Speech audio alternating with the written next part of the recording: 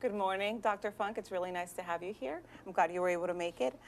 We know that regular exams are about the only way to ensure that your eyes are healthy. Would you be able to, when should you have an exam? Would you be able to tell us a little bit about that?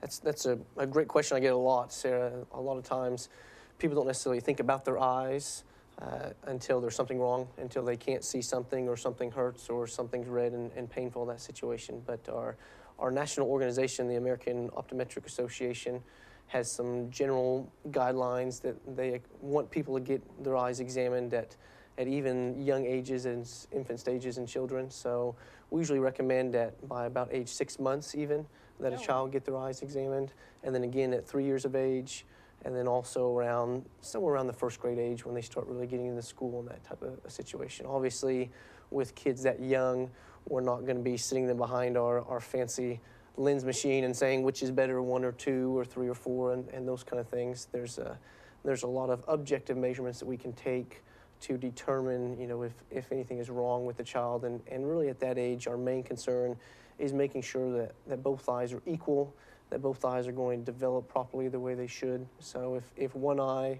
happens to be a lot different prescription-wise than the other one, or has something blocking its vision, such as a cataract. A lot of times people think about cataracts just in older individuals, but you can be born with a cataract, a congenital cataract as well. So after the first grade age and even then going into young adulthood, we usually recommend every 2 years, unless there's a certain situation that warrants us seeing them annually, such as if they have a prescription that could be changing every year, especially when you're in that middle school, high school age and growing very quickly, that prescription can change very quickly as well. And then getting into adulthood age, if you're diabetic, if you have high blood pressure, those are other good reasons to get those eyes checked every year.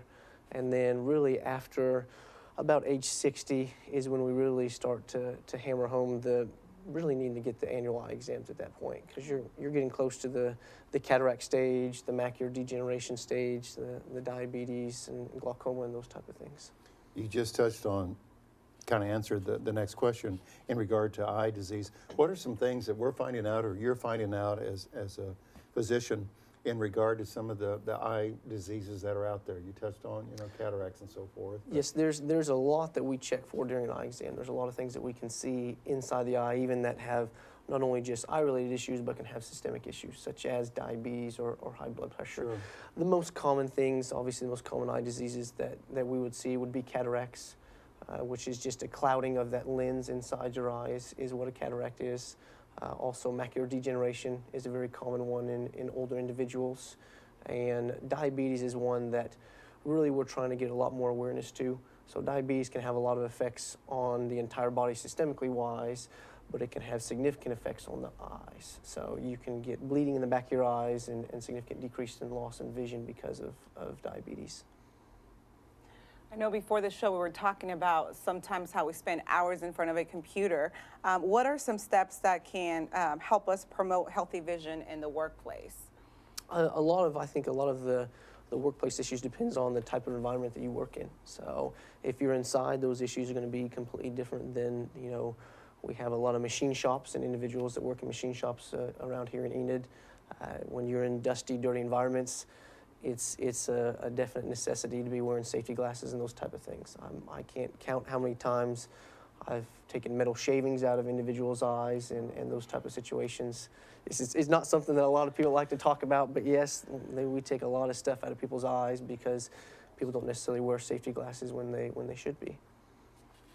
Our special guest today on Good Morning Enid is Dr. Justin Funk. And Dr. Funk, it seems like everybody's in front of a computer nowadays. Even checking out the grocery store, they're looking at a computer. You're sitting in an office environment, and even probably people on your staff looking at a computer all day. What are some recommendations to kind of rest the eyes or to give them a break? Because it's real easy just to stay put all day, but I guess there is that recommendation. Give your eyes a break every X amount of hours or something. What's the recommendation? Yep. There's, like it or not nowadays, our life is right here. It ain't been on the phone. So exactly. We're on phones, iPads, tablets, laptops, computers. I read a study the other day that said the average American is on some type of digital device for 7 hours a day. And when you're doing that, you're flexing those muscles, that little lens inside your eye constantly. And just like any muscle in your body, when you're flexing that to see something up close for long periods of time, wears that muscle out throughout the day. And that can lead to eye strain, headaches, dry eyes, blurred vision, those type of things. So we have a rule that we call the 20-20-20 rule. And what that means is every 20 minutes, we recommend that you take 20 seconds and you look at something that's 20 feet away.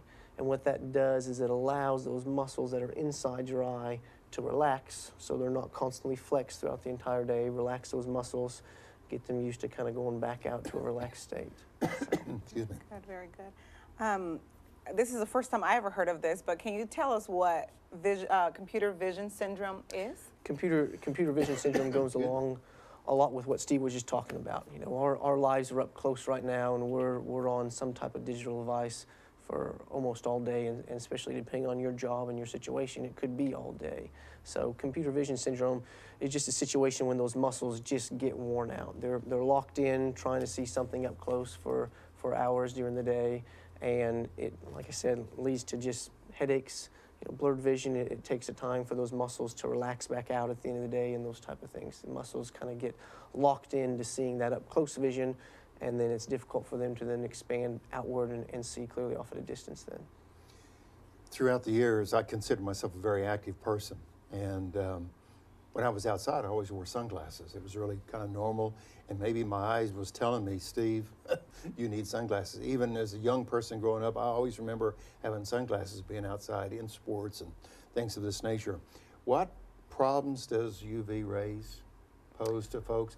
Because sometimes you see people out working, mowing, doing just outdoor things, no sunglasses, and I think my wife is one of those. I never hardly ever see her wear sunglasses, and I'm wearing them everywhere. Mm-hmm. So does those sun rays have an impact on us? The UV rays, just like with your entire body and sunburns and those kind of things, the UV rays can have lots of effects on the eyes. Thankfully, a lot of those UV rays are absorbed by the front surfaces of the eye.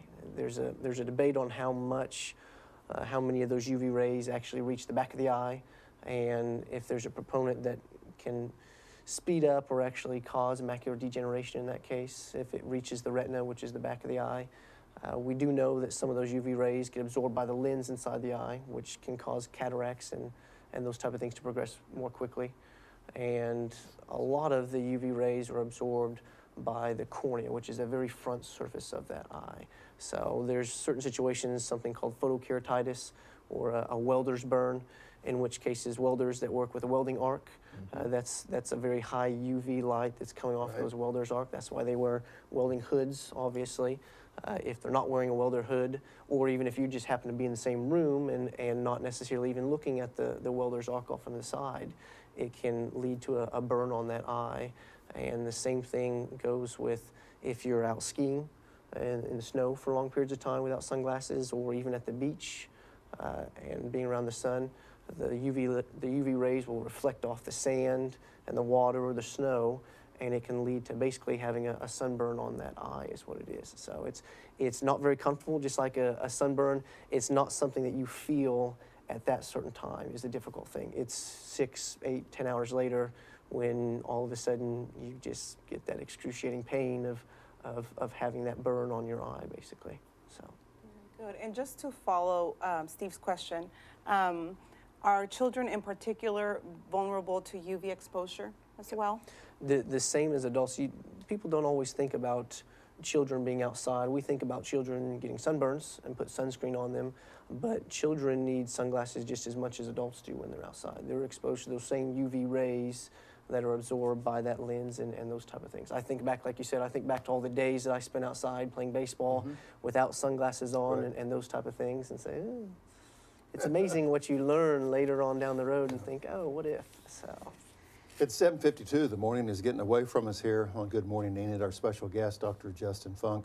Real quick, before we move to other things of the show, I'm going to skip down our list on questions. Tell us about vitamins. You see things on television. Are there vitamins, or do you recommend vitamins that promote eye health? You hear things about what is it, lutein or something? Lutein and zeaxanthin. Yeah, if you go to any drugstore nowadays, you'll find an entire row of you can find a vitamins vitamin in for there. everything, but how about the eyes? So the eyes, there's really 3 specific supplements that we recommend. It's lutein, zeaxanthin, and myozeaxanthin. So I'll spell those for you later, Steve. But no, they're actually pigments that are found in the back of the eye, in the macula, which is in the retina. And they're very important for situations with people with macular degeneration. There's some studies that show that those specific pigments can help slow down the progression of things like macular degeneration.